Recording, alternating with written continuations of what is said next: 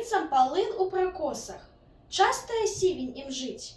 Мама подрезала косы, стало их тяжко носить.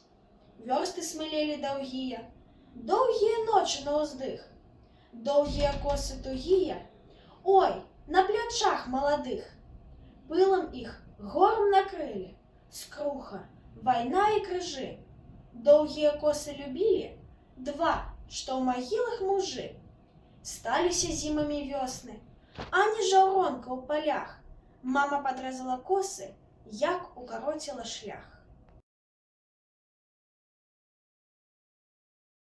Спадщина, якое простае слово, які няпросты яго сэнс. Цяжка уявіць сабе чалавека без гісторыі, без кроўных сувязей з роднай зямлёй, без адчування сваіх вытокаў, без памяці, без душы, без роду і племені.